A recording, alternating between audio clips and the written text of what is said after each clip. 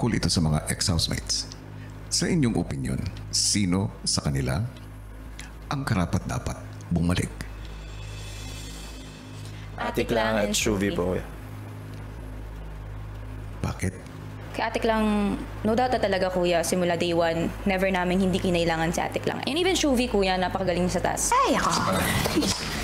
Sa palagay ninyo, deserving silang maging Big Four?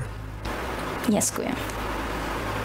Kung puso lang naman yung basihan kuya, no doubt dyan si Atik lang sa si Shuvi. They really treated us like family, and for me, yung family, to them, it's just not a word. They gave meaning to it, kuya. Ngayon, meron akong huling tanong. Handa nyo bang isakripisyo ang inyong pwesto para makabalik sina Shuvi at Clarice?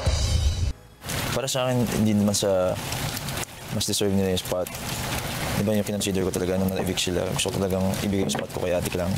Sa isip ko nun, si Shuvi, paano ko, parang siyempre, maiwan siya eh.